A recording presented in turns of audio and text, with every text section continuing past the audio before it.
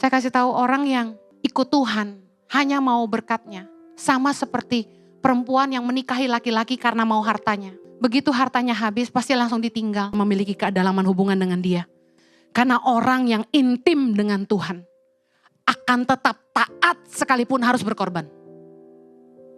Anda ingat bagaimana Yesus bertanya kepada Simon Petrus 3 kali.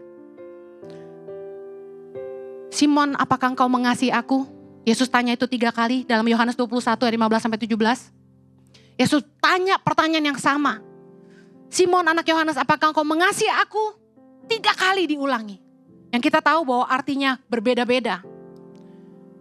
Yang pertama, kasih phileo, kasih antara persahabatan, pertemanan. Kepada kasih agape, kasih yang mau berkorban, kasih yang tidak mementingkan diri sendiri. Dari pertanyaan ini saja kita bisa melihat Tuhan tidak mau kita punya hubungan yang dangkal dengan dia. Tapi Tuhan mau kita punya hubungan yang dalam dengan dia. Dari phileo menjadi agape. Dari kasih seorang sahabat menjadi kasih orang yang mau berkorban dan tidak mementingkan diri sendiri. Kita ikut Tuhan bukan lagi untuk kejar berkat-Nya, tapi untuk menghidupi kehendak-Nya. Katakan amin. Saya pernah cerita berkali-kali bahwa tiap kali saya doa, saya tidak pernah minta diberkati. Tidak pernah. Saya tidak pernah doa Tuhan minta jemaat yang banyak, Tuhan minta gereja yang besar. Tidak pernah. Saya kasih tahu. Saya kejar apa yang jadi hati Tuhan. Tuhan, apa yang kau mau dengan hidupku? What do you want me to do, Lord? Dan itu gak gampang. Yang Tuhan mau itu menarik iman saya, kapasitas saya. Hal-hal yang saya gak mau kerjakan. Hal-hal yang bikin saya capek dan stres. Tapi saya tahu, kalau saya kejar apa yang jadi kerajaan Allah dan kebenarannya, semuanya Tuhan tambahkan. Jemaat, keuangan, apapun yang Tuhan berikan, hanya bonus dari Tuhan. Tapi yang kita kejar harusnya bukan lagi berkat. Tapi ketika Anda bertumbuh, Anda mencari kehendak Tuhan, bukan lagi tangannya Tuhan. Katakan amin. Tuhan mau kita sampai di fase ini. Kita belajar taat meskipun kita harus berkorban. Matius 10, saya mau Anda baca. Matius 10, Yesus membawa pemisahan bagaimana mengikut Yesus. Jelas banget perikopnya. Ayat 34 sampai 39 kita baca sama-sama. 3, 2, 1. Jangan kamu menyangka bahwa aku datang untuk membawa damai di atas bumi. Aku datang bukan untuk membawa damai, melainkan pedang. Sebab aku datang untuk memisahkan orang dari ayahnya, anak perempuan dari ibunya, menantu perempuan dari ibu mertuanya. Dan musuh orang ialah orang-orang seisi rumahnya. Ayat 37.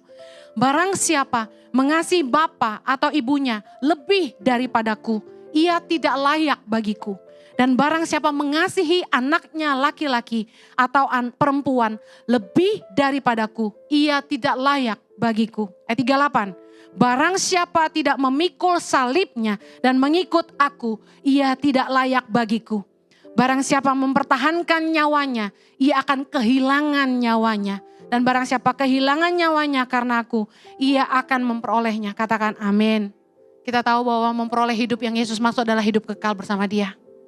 Dengar baik, orang yang betul-betul mengenal Tuhan secara pribadi akan tetap taat meski harus bayar harga. Meski harus berkorban karena dia kenal Tuhannya. Karena dia tahu dan dia percaya sesulit apapun yang dia harus lewati, Tuhan gak akan pernah tinggalin dia.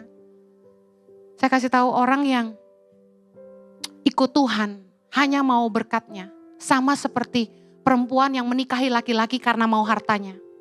Begitu hartanya habis pasti langsung ditinggal. Sama dengan laki-laki yang menikahi perempuan karena fisiknya.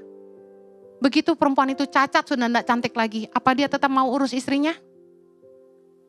Kalau Anda sungguh-sungguh punya hubungan dengan Tuhan, gak cuma ikut Tuhan karena berkat.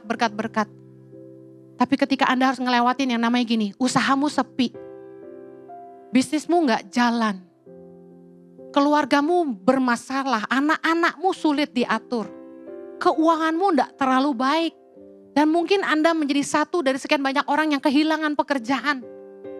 Saya mau kasih tahu, kalau Anda tetap berkata, aku percaya engkau tetap baik, aku percaya bahwa engkau akan buka jalan, aku percaya kalau aku harus ngelewatin ini Tuhan tidak akan pernah tinggalin aku. Itu karena Anda mengenal Tuhan.